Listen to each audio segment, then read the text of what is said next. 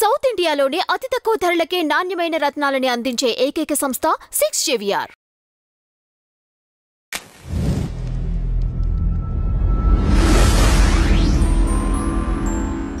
నమస్తే సార్. శ్రీమాత్రే నమః. ఈ మాసంలో కర్కాటక రాశి వారికి ఎలా ఉండబోతుంది? కర్కాటక లగ్నము, లగ్నం తెలియని వారు రాశిని చూసుకోవచ్చు. కర్కాటకం వారికి కనుక చూసుకుంటే లగ్నంలోనే వీరికి కుజుడు స్థితి పొంది ఉన్నాడు. సో ఎప్పుడైతే కుజుడు అక్కడ ఉన్నాడో ఆ కుజుడు ఏంటంటే పర్టికులర్గా మీకు కెరియర్ స్థానానికి కారకుడు, దశమాధిపతి అవుతాడు, లగ్నంలో ఉన్నాడు. సో లగ్నంలో ఉన్నప్పుడు ఏమవుతుందంటే పర్టికులర్గా ఇక్కడ ఈ కెరియర్ సంబంధించినటువంటి విషయాల్లో స్ట్రెస్ ఎక్కువగా ఇస్తాడనమాట. ఇక్కడ అంటే ఎక్కువ స్ట్రెస్ అనేటువంటిది ఉంటుంది కెరియర్ విషయంలో, అదొకటి. ఇది ఎప్పటి వరకు ఉంటుంది ఏంటంటే కుజుడు ఈ 1 మంత్ అంతా ఇక్కడే ఉంటాడు అండ్ దాని తర్వాత మళ్ళీ వెనక్కి వెళ్ళడం మళ్ళీ రావడం, అంటే ఇది ఒక 4.5 మంత్స్ పాటు ఈ తిరుగుడు అనేటువంటిది ఉంటుంది. కాబట్టి కెరీర్ విషయంలో తొందరపాటు నిర్ణయాలు పనికిరాదు. అలాగే మీకు అష్టమ స్థానంలో శని, అంటే అష్టమ స్థానంలో ఎప్పుడైతే శని భగవానుడు ఉన్నాడో, సహజంగా అష్టమ శని అంటూ ఉంటాం, ఆ విషయంలో కొన్ని కెరీర్ విషయంలో స్ట్రెస్ రావడం, మార్పులు కూడా ఇస్తాడు అష్టమంలో శని ఉన్నప్పుడు. సర్వసాధారణంగా సహజంగా జన్మజాతకంలో అష్టమంలో శని ఉంటే దీర్ఘాయుద్ధాయం ఉంటారు. బట్ ఇది అండ్ మెడికల్ రంగాల్లో ఉండేటువంటి వారికి వాళ్ళ యొక్క కెరియర్ డెవలప్మెంట్స్కి బాగుంటుంది. ఏదైనా ఇప్పుడు కెరియర్ అనేటువంటిది ఏంటంటే ఏదైనా ఆరోగ్యానికి సంబంధించి మెడికల్ రిలేటెడ్ సంబంధించిన వాటి మూలంగా ఇంప్రూవ్మెంట్స్ ఉంటాయి. కాకపోతే మీరు 3లో కేతు ఉన్నందుకు ఏదైనా అగ్రిమెంట్స్, కాంట్రాక్ట్స్, ఎవరితోనైనా ఏదైనా మాట్లాడటము, అంటే కొన్ని అగ్రిమెంట్స్ చేసుకుంటుంటాం కదా, అటువంటి విషయాల్లో మాత్రం కొంత జాగ్రత్తగా ఉండాలి. అండ్ అదేవిధంగా ఇంకొక విషయం ఏంటంటే 3వ తేదీ తర్వాత మీ యొక్క జీవిత భాగస్వామికి ఏదైనా ఉద్యోగం రావడము, లేదా మీ జీవిత భాగస్వామి పేరు మీద మీరు ఏదైనా ప్లాటో, గృహమో, వాహనం, ఏదైనా వస్త్రాలు లేకపోతే ఆభరణాలు లాంటివి కొనుగోలు చేయడం తర్వాత చూపిస్తుంది కర్కాటకం వారికి. అలాగే కొద్దిగా లగ్నంలో కుజుడుండి అష్టమంలో శని ఉన్నందుకు కొంచెం వాహనం మీద వెళ్ళేటప్పుడు కూడా కొంచెం జాగ్రత్తగా వెళ్తూ ఉండాలి. పెద్ద ఇబ్బంది ఏం కాదు, కానీ కొంచెం ఆ కేర్ అనేటువంటిది తీసుకుంటూ ఉండాలి. అండ్ అదేవిధంగా మనకి 16వ తేదీ నుంచి దాదాపుగా 16వ తేదీ నుంచి రవి మారుతాడు 6వ స్థానంలోకి. 6లో రవి మారడం అనేటువంటిది కర్కాటకం వారికి మంచిదే చెప్పాలంటే. అంటే ఏ విషయాల్లో మంచిది అంటే కొంచెం ఫైనాన్షియల్ గ్రోత్ ఇస్తుంది. గవర్నమెంట్ రిలేటెడ్గా ఏదైనా ప్రయత్నాలు చేసినట్లయితే, ఎందుకంటే మనకి డైలీ రొటీన్ లైఫ్ కారక స్థానంలోకి కొన్ని ఈ కెరియర్ స్థానం, 6వ స్థానం కూడా కెరియర్ స్థానంగా చెప్తూ ఉంటారు, స్థానానికి రవి ఎప్పుడైతే కనెక్టివిటీ ఏర్పడుతుందో, మీరు పర్టికులర్గా ఈ ఉద్యోగ సంబంధించిన విషయంలో గవర్నమెంట్ రిలేటెడ్ సంబంధించిన ప్రయత్నం కనుక చేసినట్లయితే 100% ఇది సక్సెస్ అవుతుందని చెప్పుకోవచ్చు. రైట్. ఇక అదేవిధంగా చూసుకున్నట్లయితే ఇక్కడ చేయవలసిన దేవతారాధన ఏమిటి? ఎక్కువగా సుబ్రహ్మణ్యేశ్వర స్వామి ఆరాధన చేస్తూ ఉండాలి. అండ్ ఆఫ్టర్ 3rd తర్వాత వివాహం కోసం చేసే ప్రయత్నాలు కూడా సక్సెస్ అవుతాయి అనేటువంటి చూపిస్తుంది. కాకపోతే కొంచెం కోపము, ఉద్రేకం పెరుగుతూ ఉంటాయి లగ్నంలో కూర్చొని ఉండడం వల్ల. ఇవి చూసుకుంటూ సుబ్రహ్మణ్యేశ్వర స్వామి ఆరాధన చేసుకుంటూ శని, కుజ, రాహు, కేతు గ్రహాల దగ్గర దీపారాధన చేసినట్లయితే అన్ని విధాలా బాగుంటుంది. గురువుగారు, చాలా మందికి ఈ రాశి అని తెలియదు కదా, సో అలాంటి వారికి గోచారాలను ఉపయోగించి ఎటువంటి పద్ధతులను చెప్తారు మీరు? అయితే ఇప్పుడు మీరు అడిగినట్టుగా కొంతమందికి జాతక చక్రం ఉండదు. జాతక చక్రం లేని వాళ్ళు ఈ శని, కుజ పరస్పర వీక్షణ వల్ల అందరూ అసలు ఏం చేసుకోవాలి? ఇప్పుడు పలానా నక్షత్రం తెలియదు, రాశి తెలియదు, అలాంటి వారు ఏం చేసుకోవాలంటే ముఖ్యంగా ఈ శని కుజుల యొక్క ప్రభావం ఫస్ట్ 1 మంత్ ఎక్కువగా ఉంది. దాని తర్వాత ఒక 4.5 మంత్స్ దీని యొక్క ప్రభావం స్వల్పంగా ఉంటుంది.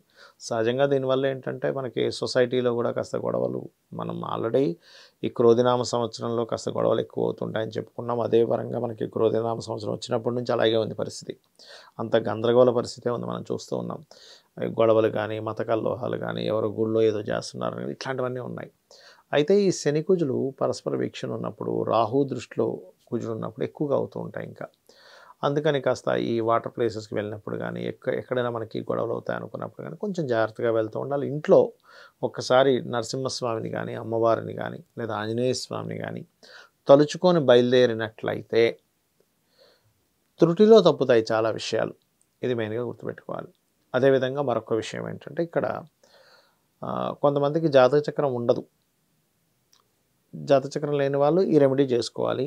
ఇంకోటి ఏంటంటే చాలామంది ఏమనుకుంటుంటారంటే గోచార గ్రహాలే మొత్తం రూల్ చేస్తాయి అనుకుంటారు. కాదు, గోచార గ్రహాలు ఏంటంటే జస్ట్ బలాన్ని ఇస్తూ ఉంటాయి నడిచేటువంటి మహాదశకి, నడుస్తున్నటువంటి సిచ్యువేషన్స్కి.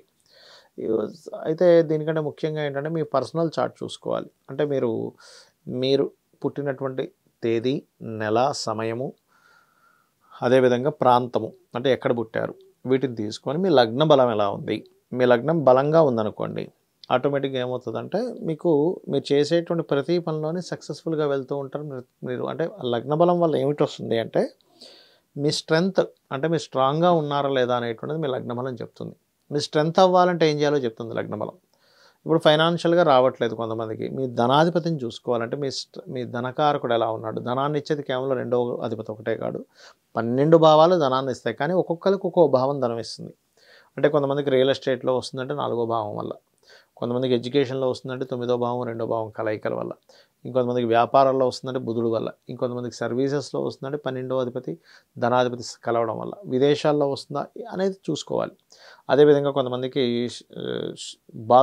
అంటే సోదరులే శత్రువులు అవుతూ ఉంటారు. ఎందుకు? బికాజ్ ఆఫ్ థర్డ్ హౌస్ పాడైంది. అదేవిధంగా మరి కొంతమందికి అంటే ఉద్యోగం రాదు, ఎంత ప్రయత్నిస్తున్నా. అలాంటప్పుడు లలితా సహస్రనామాల్లో ఓం శ్రీమాతా శ్రీ మహారాజ్ని శ్రీమత్ సింహాసనేశ్వరి నమః చేసుకోవచ్చు, లేదా ఓం మాణిక్య మకుటాకార జానుద్వయ విరాజితాయై నమః అనే నామస్మరణ చేసుకోవచ్చు. ఇవి చేసుకోవాలి.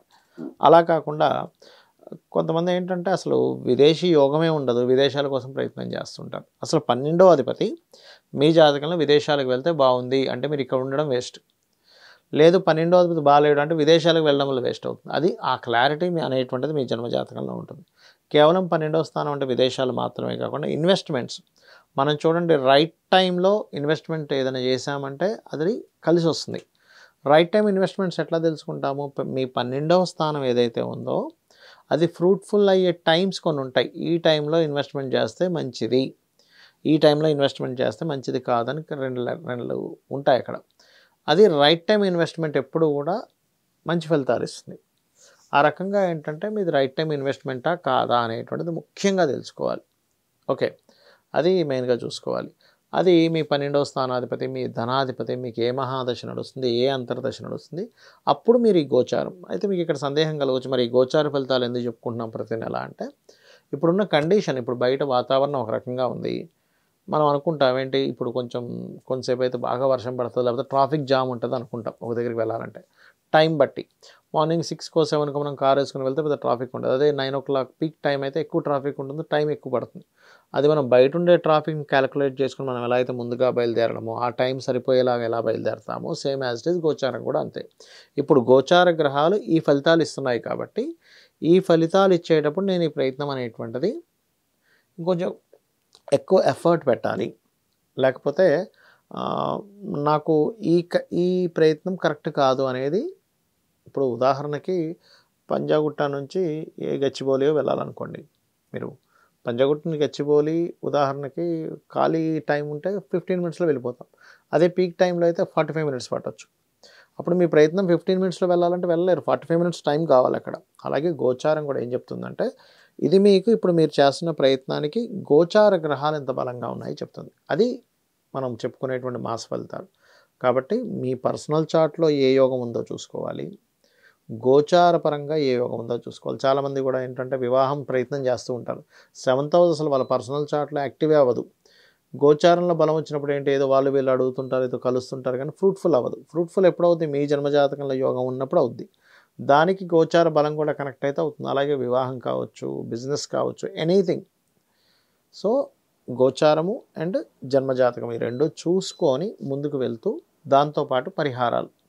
ఫైనాన్షియల్ ఇబ్బంది ఉంది అంటూ ఉంటారు చాలామంది. ఇబ్బంది ఉంది అంటే ఎందుకు ఉంది? మీ పర్సనల్ చార్ట్లో ఏ ప్లానెట్ మీకు ఫైనాన్స్ రాకుండా చేస్తుంది. దానికి మీరు ఓం సంపత్కరీ సమారూఢ సింధుర వ్రజ సేవితాయే నమః అనే మంత్రం చేసుకోవచ్చు, లేదా ఓం ధర్మాధార ధనాధ్యక్ష ధనధాన్య వివర్ధినియే నమః అనే మంత్రం చేసుకోవచ్చు. ఇట్లా చేసుకోవచ్చు. సో ఒక్కొక్క దానికి లలితాసహస్రనామాల్లో మనం మొత్తం 1000 నామాలకు చెప్పాము. దాని పరంగా మీ జన్మజాతకం ఎలా ఉన్నా కూడా మీరు రెగ్యులర్గా చాంటింగ్ చేసుకున్నట్లయితే 100% మీరు ఆ యొక్క ఇబ్బంది నుంచి బయటపడడం జరుగుతుంది. శ్రీమాత్రే నమః.